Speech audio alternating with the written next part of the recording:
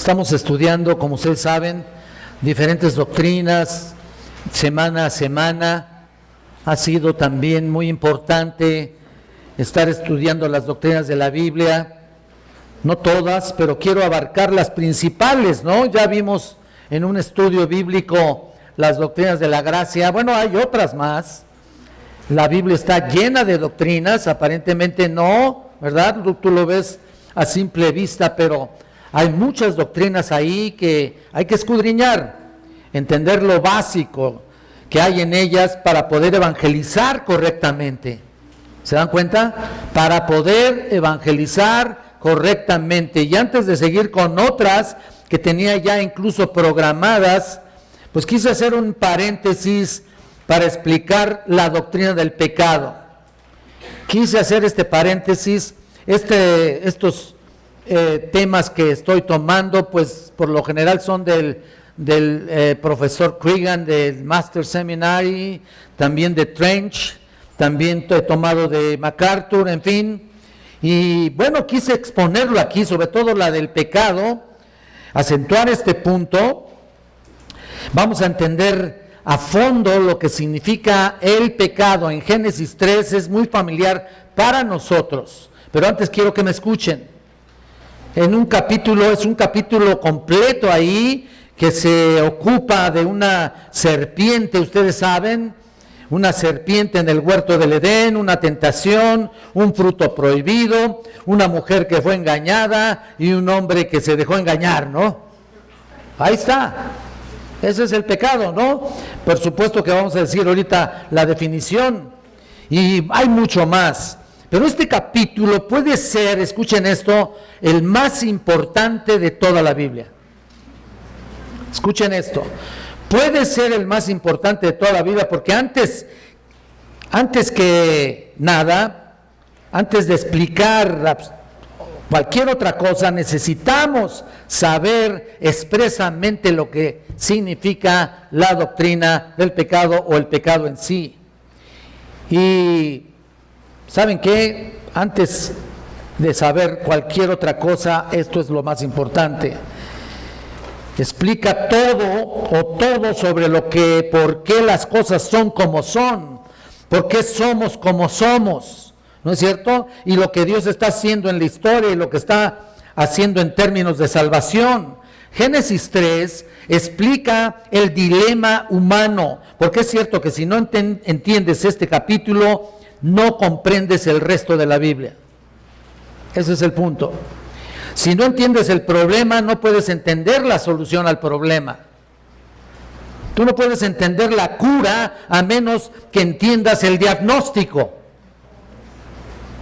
Nunca serás capaz de entender el remedio de Dios para este mundo si no entiendes el mal que este mundo vive y cómo funciona. Todos los problemas, escuchen esto, todos los problemas del universo tienen su origen en los acontecimientos de este relato bíblico. Todos.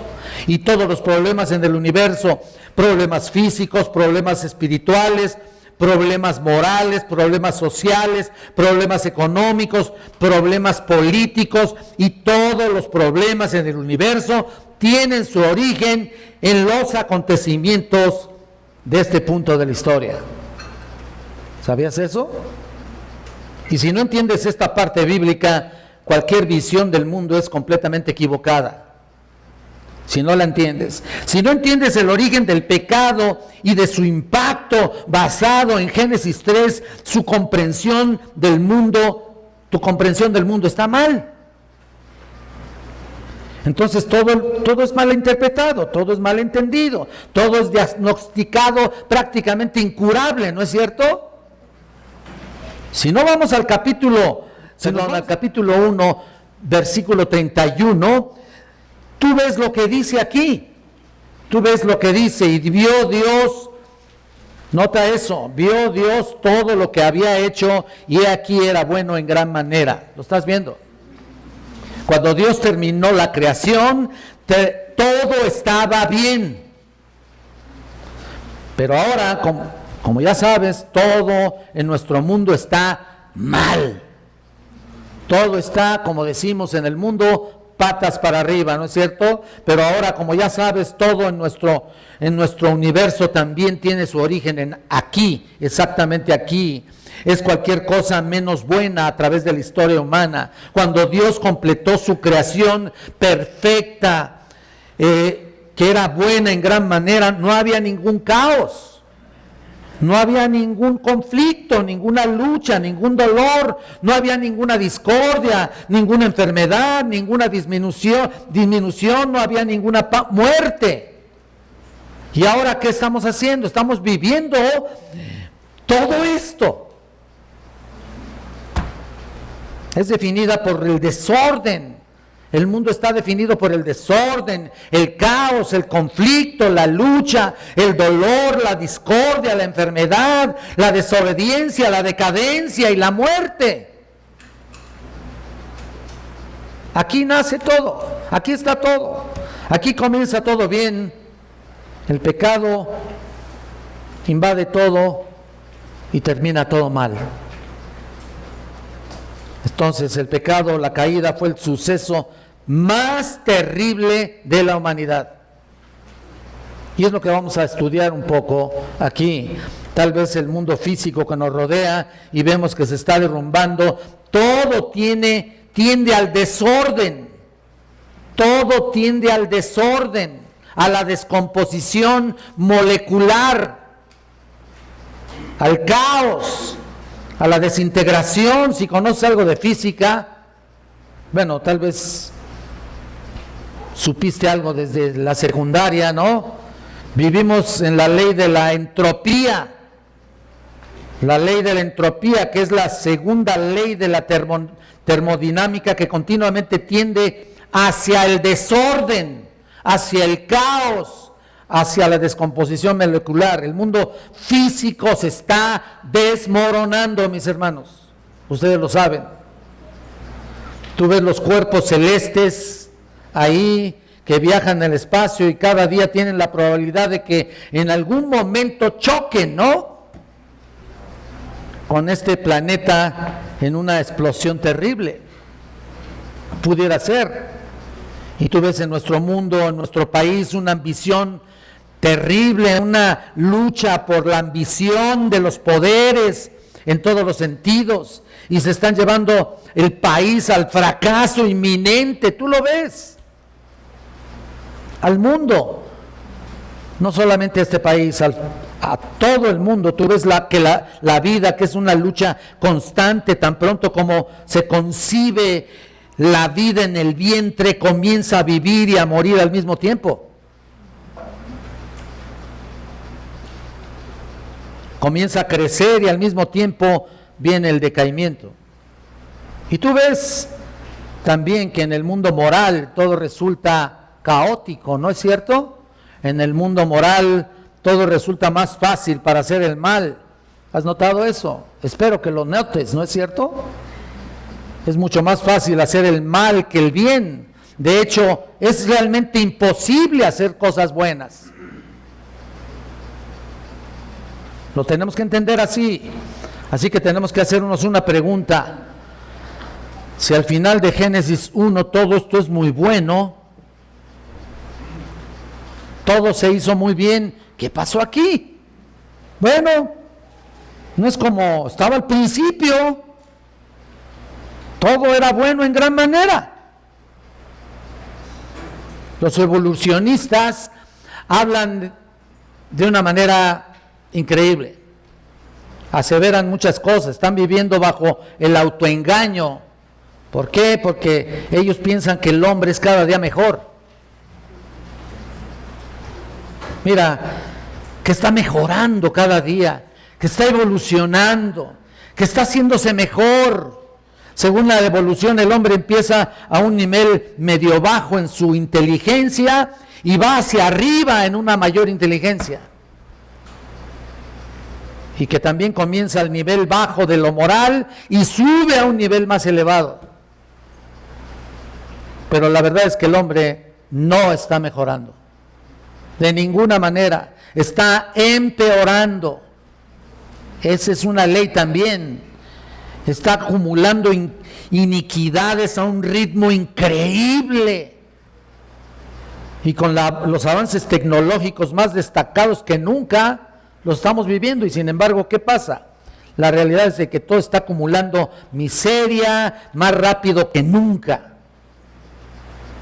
Fatalidades terribles por donde quiera. El hombre no comenzó en la parte inferior a la escala moral y lentamente fue evolucionando. Eso no es cierto, eso no es verdad.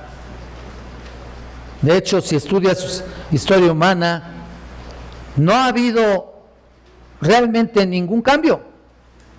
Al contrario, los hombres no son moralmente mejores de lo que dicen los evolucionistas, para nada.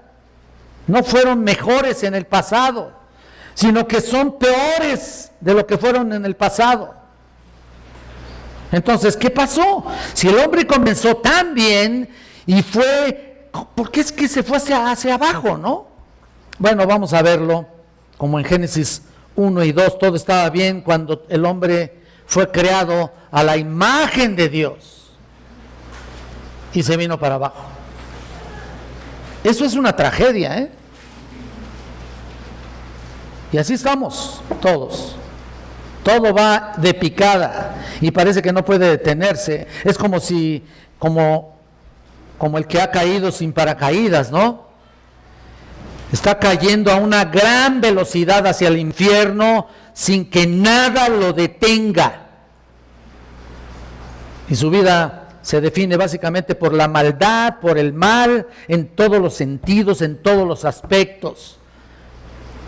Todo tiende a la descomposición, todos los aspectos y todos los niveles tienden a degenerarse.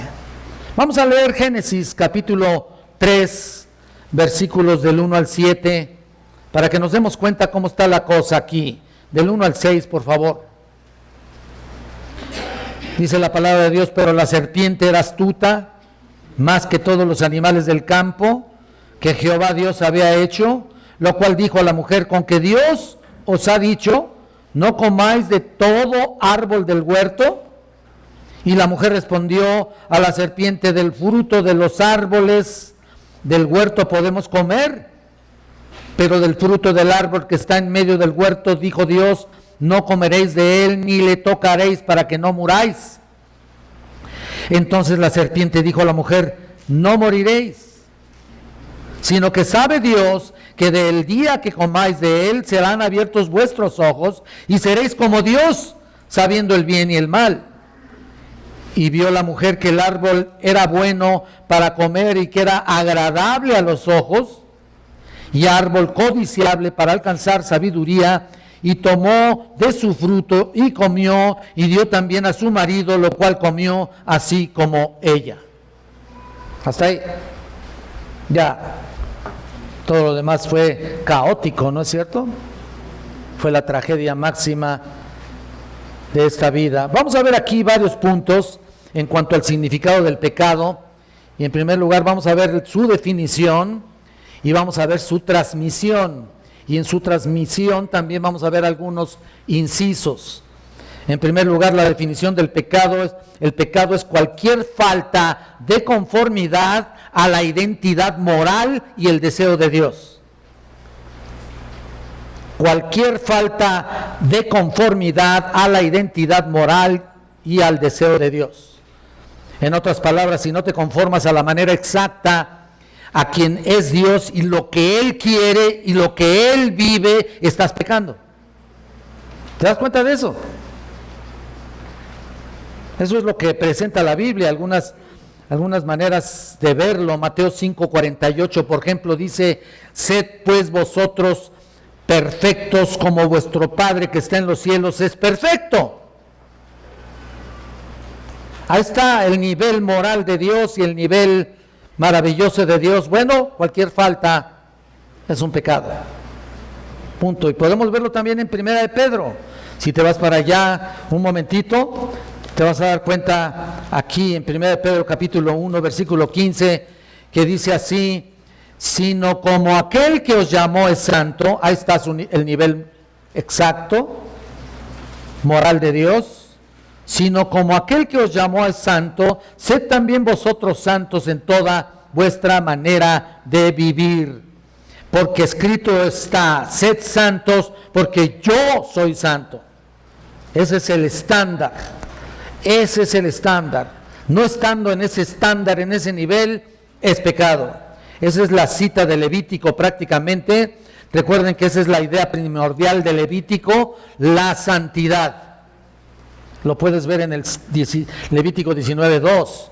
Y la idea, su estándar es que Dios es igual, siempre, Antiguo y Nuevo Testamento. Es igual, y cualquier cosa menos de ser igual de perfectos, cualquier cosa que no sea perfección absoluta al mismo nivel de Dios, es ¿qué? Pecado. Así de sencillo. Muy importante esto. Esto tiene implicaciones prácticas porque para el evangelismo, si tú estás predicando el evangelio, tienes que entender bien lo que es el pecado y saber cuál es el estándar de Dios. Cuando ustedes están testificando, por ejemplo, y alguien no entiende lo que es el pecado, si no conocen la Biblia ni la entienden, mucha gente cree que el pecado es no hacer o dejar de hacer algo. Y dices tú, bueno, esa es una parte, ¿no? Pero esa es una definición realmente insuficiente, porque no es así lo que dice la Biblia, porque esto va más allá de lo externo, va más allá de lo que hacemos.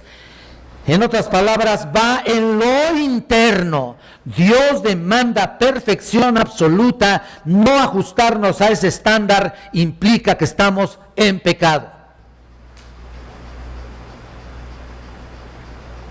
Y obviamente estamos en problemas, ¿no? Lo enseño constantemente, por supuesto, en el seminario, y quiero que, bueno, algunos ya lo saben, ya lo entienden, y esto me urgía en cierto sentido darlo a entender aquí, porque como dice la Biblia, no hay hombre que no ¿qué? Peque. Así, no hay hombre. Ahí abarca a todos. Todos somos pecadores, no solo en actos, sino desde lo que somos, porque los actos son la consecuencia de lo que realmente somos. Entonces, esta es la idea, este es el pecado. Cualquier otra definición que no incluya, que no refleje quién es Dios o la santidad de Dios y su deseo, queda incompleta. Por eso creemos que esta es una buena definición a la luz de lo que enseña la palabra de Dios, resumida, concisa, lo mejor aplicable posible para cada uno de nosotros, porque la realidad es de que ¿quién se conforma a la manera perfecta a lo que Dios dijo, o a lo que Dios es y lo que Él quiere? Nadie. ¿Alguien de ustedes? ¿Yo? No, nadie. Pero hay uno que estuvo en este mundo, y por supuesto el Dios encarnado, que caminó en este mundo y dio su vida por los pecados de aquellos que debían de ser salvos, habían de ser salvos, el Señor Jesucristo. Él es el único, Él es el más importante. El pecado es no hacer exactamente lo que Dios quiere, y Jesús hizo exactamente lo que Dios quería. Entonces, no ser perfectamente obedientes todo el tiempo desde sus motivos, desde sus intenciones, desde sus deseos, desde sus palabras, desde sus actos, todo, hasta acciones, eso es pecado. Entonces, cuando no obedecemos, cuando no pensamos, cuando nuestros motivos son impuros, escucha esto, por ejemplo, nuestros pensamientos son pecaminosos, cuando hago cosas buenas con intenciones malas. Escuchen esto porque es muy importante entenderlo. Por ejemplo, puedo estar aquí haciendo esto, ¿no? Predicando, enseñando, lo que sea, por supuesto, y estar en pecado. Estoy enseñando la Biblia, pero si lo hago con el fin de exaltarme a mí mismo y no a Dios, estoy pecando. Cualquier servicio que hagas, Si los motivos son destacar por encima de los demás, tomar un liderazgo, por ejemplo, en mí, lo digo por mí, un liderazgo impositivo, entonces estoy pecando. Ahora bien, segundo punto, vamos a ver cómo se transmite el pecado, cómo se transmitió el pecado. Entendemos que es pecado, pero ¿cuál es el pecado? ¿Cómo fue, más bien cómo es el pecado se transmitió? Vamos a ver Romanos capítulo 5, versículo 12, y muchos de ustedes ya lo saben. Vamos a tenerlo aquí presente, por favor. Romanos capítulo 5, versículo 12. ¿Qué dice aquí? Por tanto, como el pecado entró en el mundo por un hombre y por el pecado la muerte, así la muerte pasó a todos los hombres, por cuanto todos, ¿qué? Todos. Y al ver este versículo yo les pregunto, ¿a qué acontecimiento está señalando este versículo? A Génesis 3, lo que acabamos de leer. ¿Te das cuenta? Esto no es una fantasía, no es una mitología o una alegoría o un ejemplo cualquiera, no, esto no es así. Esto fue un acontecimiento histórico, como nos recuerda Primera de Timoteo, también vayan allá por favor, Primera de Timoteo capítulo 2,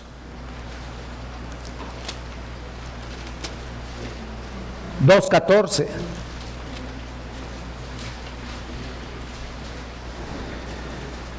Es algo histórico. Mira nomás lo que dice aquí: y Adán no fue engañado, sino que la mujer, siendo engañada, incurrió en transgresión. Hasta ahí. Este versículo hace referencia a Génesis 3 también, donde encontramos 3 elementos aquí de la caída. 3 elementos de la caída, ¿no? Que nos enseñan principios para entender y enfrentar el pecado en nuestra vida. Veamos el primero.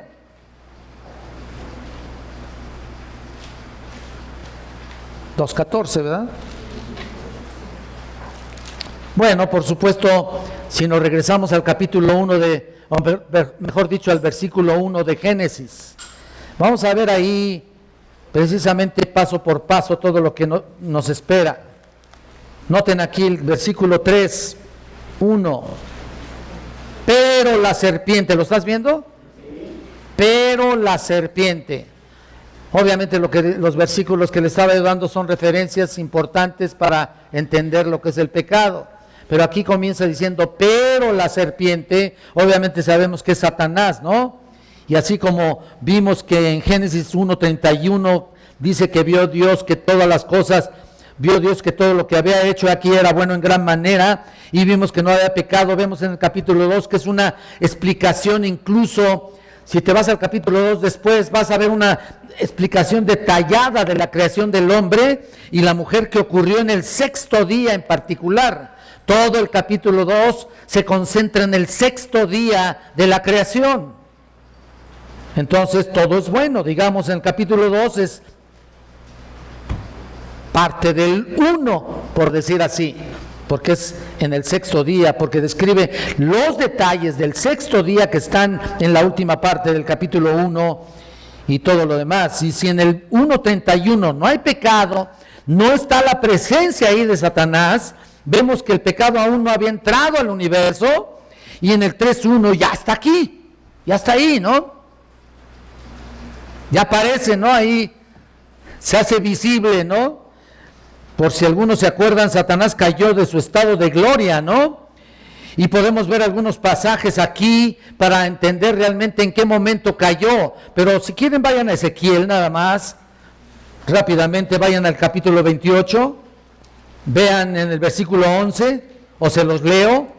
Dice: vino a mí palabra de Jehová diciendo: hijo de hombre, levanta endecha sobre el rey Tiro y diles: así ha dicho Jehová el Señor, tú eras el sello de la perfección, lleno de sabiduría y acabado de hermosura. En Edén, en el huerto de Dios estuviste. De toda piedra preciosa era tu vestidura, de cornalina, topacio, jaspe, crisólito, berilo y ónice, de zafiro, carbuncio, esmeralda y oro. Los primores, fíjate nomás cómo era, los primores de tus tamboriles y flautas estuvieron preparadas para ti en el día de tu creación. ¡Wow! Tú, querubín grande, protector, yo te puse en el santo monte de Dios, ahí estuviste en medio de las piedras de fuego, te paseabas. Perfecto eras en todos tus caminos, desde el día en que fuiste creado hasta que se halló en ti, ¿qué? También lo puedes encontrar ahí en Isaías 14, 13 y 14. Si después lo quieres leer tú, sería muy bueno. Ahí está, vean lo que pasó, ¿no? Todo el orgullo de él, y por supuesto lo llevó a su caída. Vemos los detalles de su caída, su orgullo, quiso ser semejante al Altísimo y cae, escuchen esto, Satanás cae entre el 1:31 y el 3:1 de Génesis.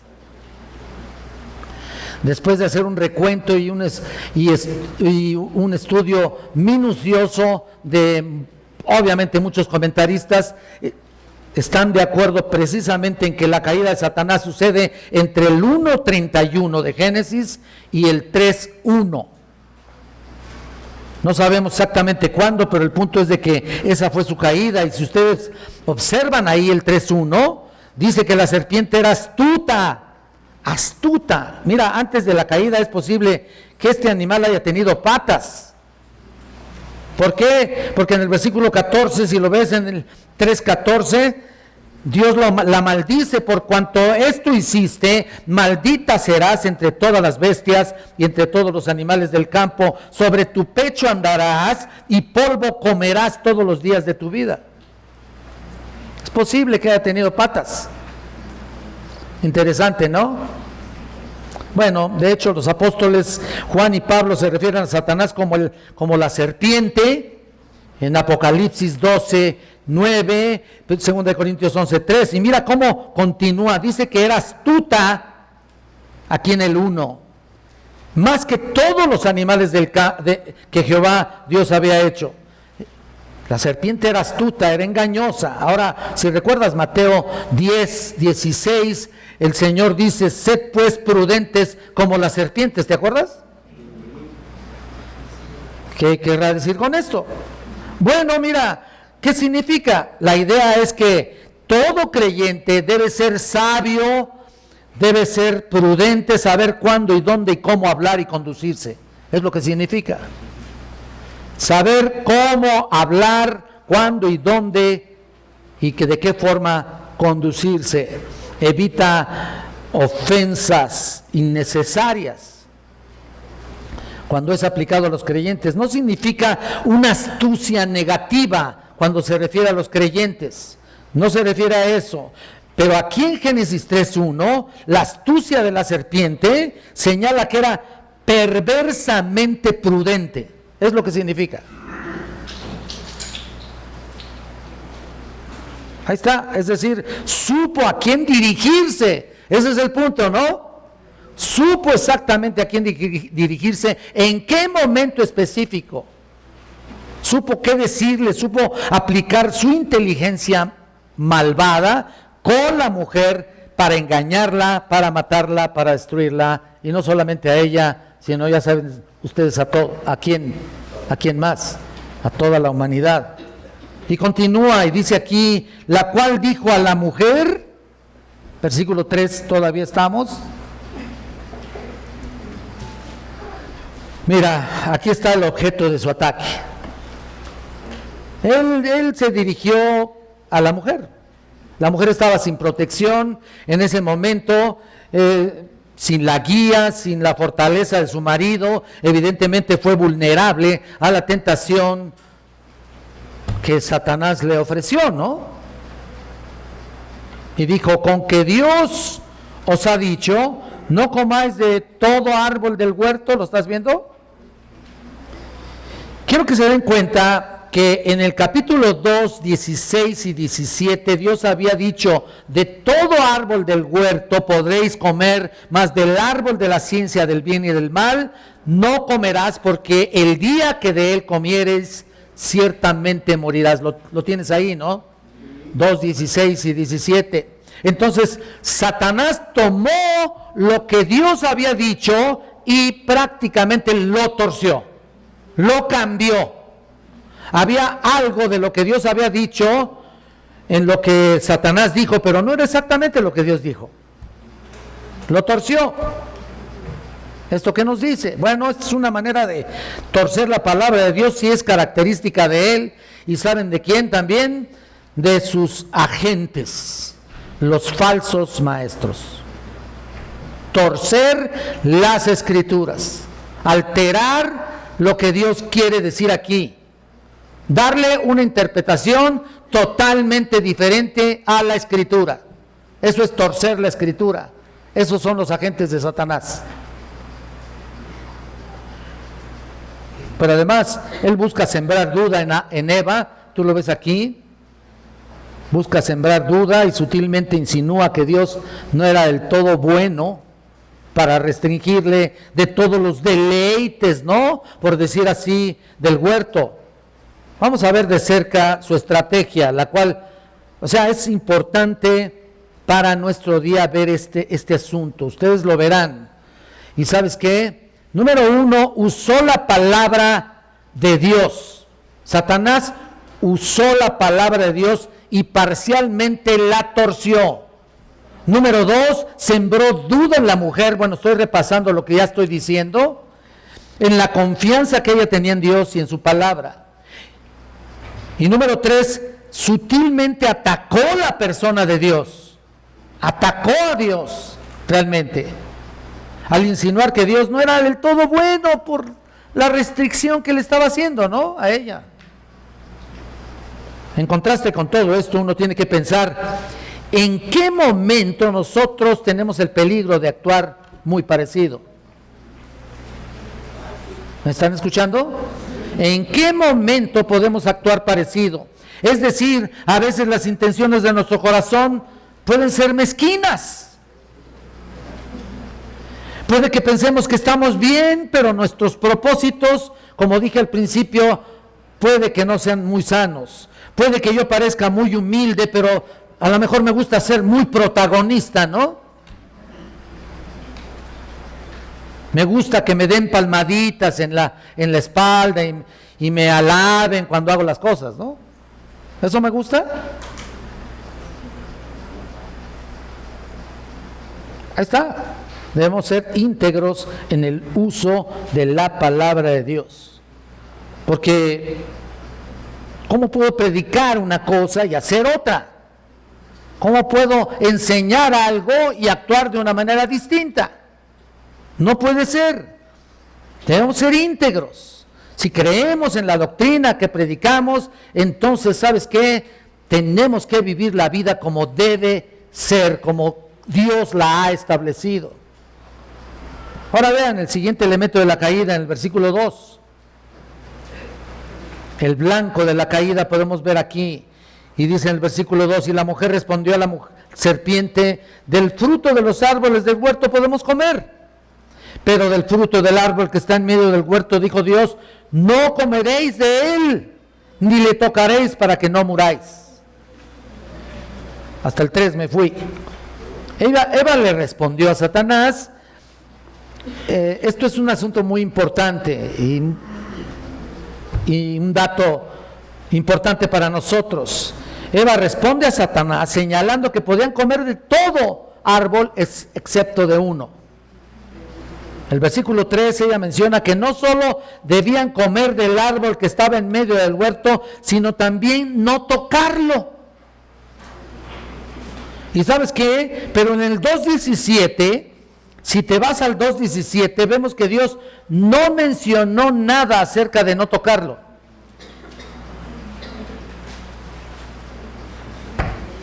Qué caray, ¿verdad?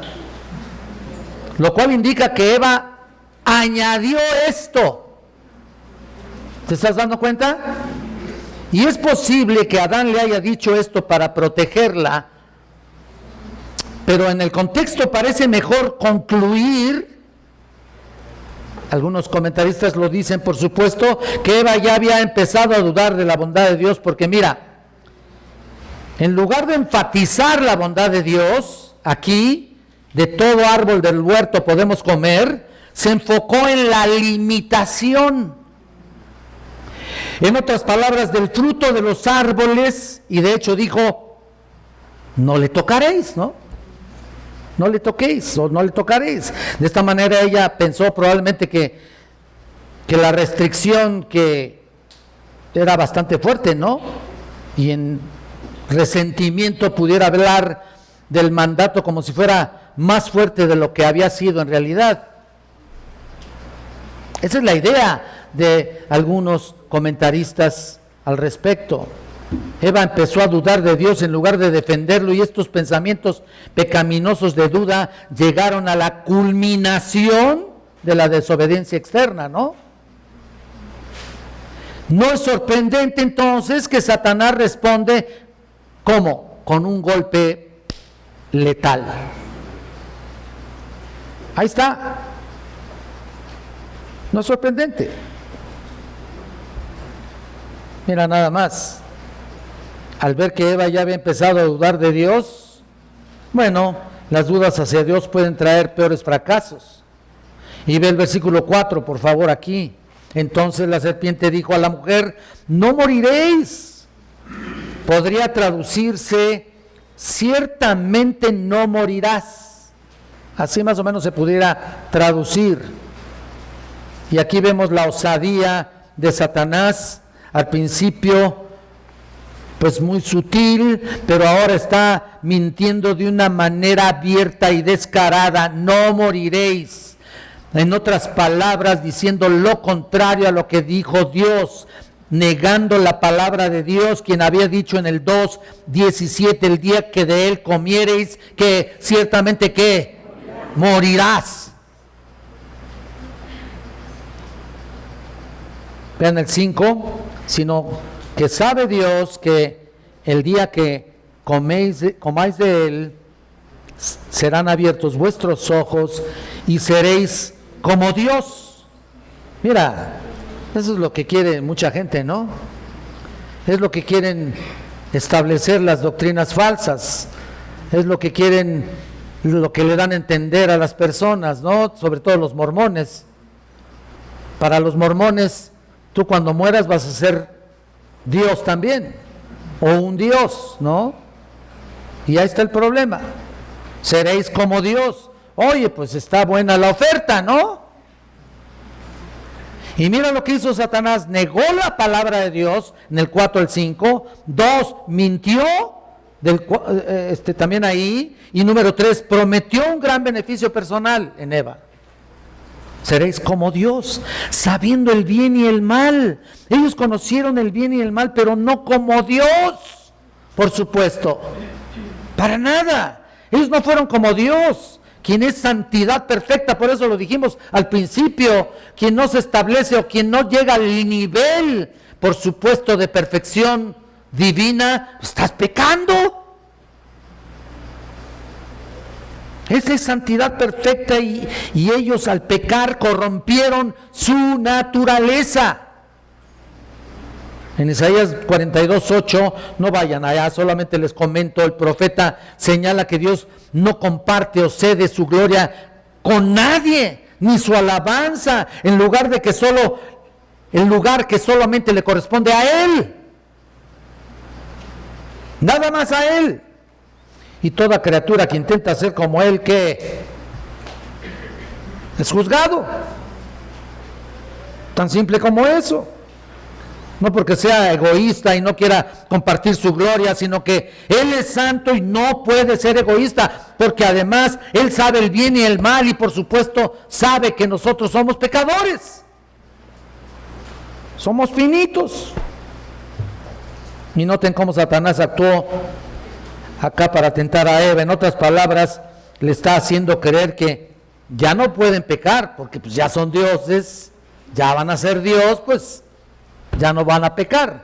Y también hay otra corriente por ahí doctrinal que habla de eso.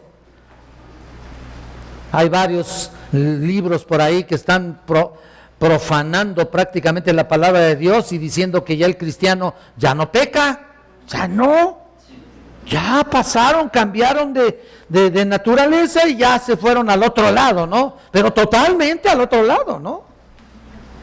Y entonces Romanos 7 es donde queda, ¿no? ¿Quién me librará de este cuerpo de maldición? Dice Pablo. Ahí está.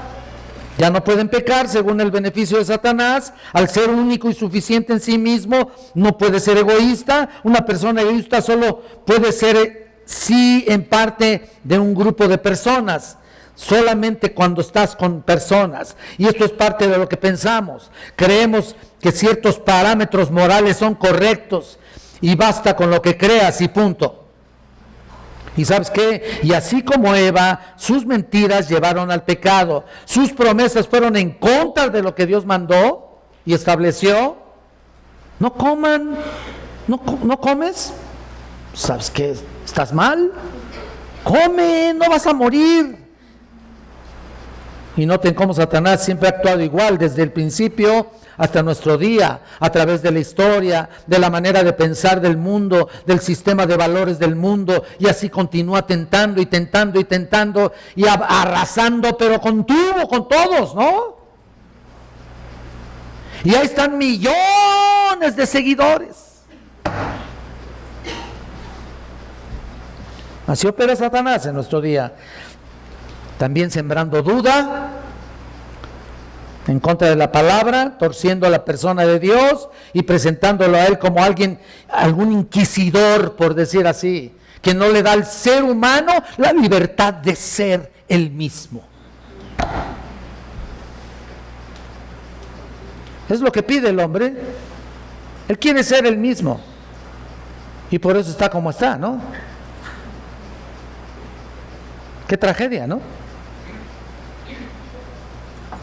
Entonces, si como vemos en el versículo 4, haciendo pensar que no hay leyes ni autoridad divina, absolutos, ni juicios por desobedecerlas, su mentira llevó a Adán y Eva a la muerte espiritual, esto es la separación de Dios. Fue este incidente de la tentación y la caída del hombre lo que llevó al Señor a decir en Juan 8:44, Él ha sido homicida, ¿desde cuándo? Desde el principio. Y no ha permanecido en la verdad, porque no hay verdad en él. Cuando habla mentira, de suyo habla, porque es mentiroso. ¿Y qué? Padre de mentira. Ahí está el punto. Y esto te va a sonar duro, pero tengo que decirlo. Porque cuando, escucha esto, cuando eres orgulloso, cuando mientes y odias pecaminosamente a alguien, actúas ¿como quién? Como Satanás. Satanás es un orgulloso, mentiroso, es homicida. Nunca nos parecemos tanto a Satanás como cuando somos orgullosos. Esa es la verdad. Nunca. Mentirosos, homicidas. Que esto nos motive a tener cuidado de nosotros mismos, que esto nos motive a vivir en santidad, buscar la santidad constantemente, tratar de vivir el estándar de Dios mientras estemos en esta vida. ¿Por qué vienen tus fracasos? ¿Sabes por qué? Porque el pecado no lo dejas.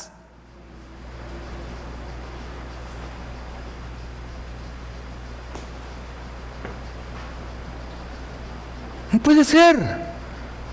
Batallamos con nuestro cuerpo, claro que sí. Nuestro cuerpo es pecaminoso en sí. Nuestro cuerpo humano, aquí, nuestra carne, nos incita al pecado. Pero si tú sigues insistiendo en hacerlo o doblegándote a él, entonces, ¿qué está haciendo? Satanás en ti está levantando la bandera de triunfo, ¿eh? Nadie debe de actuar así, y sin embargo, a veces actuamos así. Él vino a sembrar duda en todos los sentidos, y a veces muchos también generan esa mentira y la transmiten en su iglesia y la transmiten a las ovejas que ni siquiera son de él, pero transmiten estas mentiras. ¿Y qué es lo que están haciendo? Llevándose a la gente al infierno.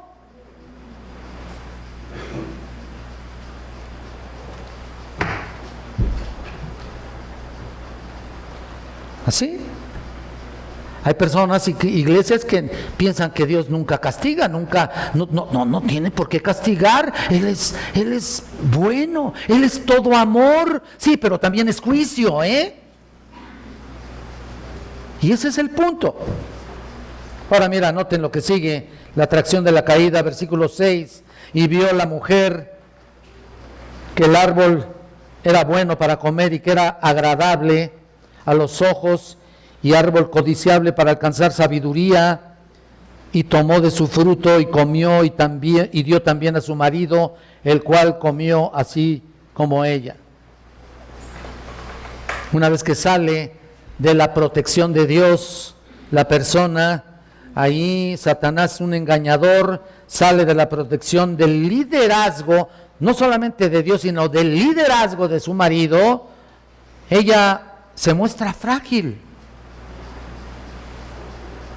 siendo engañada por Satanás, y Eva creyó en sus mentiras. Ahora quiero que quede claro que esta explicación con respecto al pecado cometido, noten ustedes que la primera parte que cae es Eva, la primera persona que cae es Eva. Sin embargo, en contraste a Eva, dice que Adán no fue engañado, dice en 1 Timoteo 2:14, y tal vez vayan a decir mucho, ¿te das cuenta, esposa mía? Tú eres la culpable, ¿no? No, momento. Esto no es así. No, fíjate que no. Escucha esto. Adán pecó, por supuesto, deliberadamente, a sabiendas del engaño. ¿Cómo la ves? A sabiendas. Ya veía a su mujer caídota y ahí va a caer.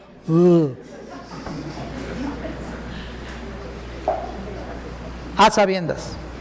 Es importante subrayar que en la médula de la caída encontramos una inversión aquí de funciones que Dios le dio a Adán y Eva. En lugar de que él fuera el líder y protector y ella lo siguiera, ella estuvo fuera de su liderazgo y protección y él la siguió.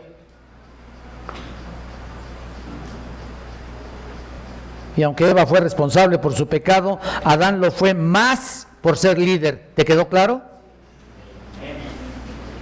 Miren, el pecado ya fue realizado, así que nada podemos hacer. En realidad, el pecado entró al mundo por un hombre, pero también por otro hombre salió, Jesucristo. Y ahí estamos. Y aunque Adán fue el responsable de la caída, Romanos 5, 12 al 19 dice claramente quién fue el responsable. ¿Por qué? Porque era el líder. Él llevaba la responsabilidad principal en todo grupo humano. El líder es el que tiene la responsabilidad definitiva. Un marido, un presidente corporativo, un entrenador en jefe de un equipo deportivo, un presidente de una nación, un pastor también. Y lo ven tan sencillo, ¿no? Tan fácil. Hay pastores que caen en pecado de adulterio y ahí están y lo ponen rápidamente porque les hace falta a la gente, ¿no? Pastores que se llevan entre los pies a todas las ovejas. ¿Por qué hacen eso? ¿Quién sabe? Bueno, sí sé, pero ¿sabes qué? Simple y sencillamente no toman en cuenta este concepto bíblico que es muy claro. La doctrina del pecado debe de estar constantemente en nuestra mente para saber cuidarnos y saber cómo actuar y saber cómo obedecer, porque nuestra naturaleza humana es contradictoria al Espíritu de Dios que reside en nosotros. Pues está la lucha constante. Todo comienza en la mente, ¿no? Y puede haber pecado en la mente sin que se consumen actos, se consuma. Pero, que quede claro, ella pecó oficialmente cuando mordió el fruto prohibido, no antes. No vayas a llevar una doctrina falsa, ¿no? Y pienses que Eva desde antes, mira, desde antes ya había caído. Exactamente, oficialmente, cuando mordió el fruto prohibido es cuando pecó. Y usa esa misma estrategia con nosotros, para incitarte al pecado en todo momento.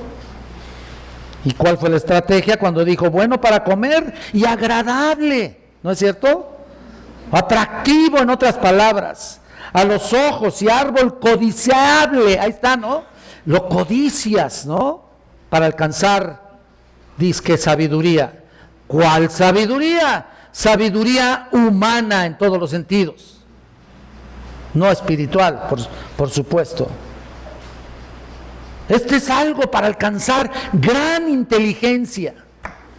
Mira, esta es la misma idea de 1 de Juan, capítulo 2, versículo 16. Todo lo que hay en el mundo, la manera de pensar que se opone a la palabra de Dios, las filosofías, las ideas, prácticas que son atractivas pero perversas. Vayan si quieren conmigo, ya lo conocen ustedes este versículo. 1 de Juan 2, 16. ¿Qué dice?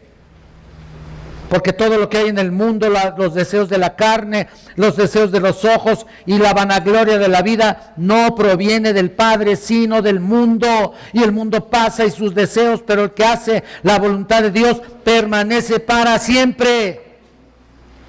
Ahí está, mira, deseos en la carne, deseos en los ojos y la vanagloria de la vida, que es arrogancia por todo lo que tenemos o de lo que somos, ¿no? Primeramente comienza con la carne, que son los deseos pecaminosos que los traemos aquí encima.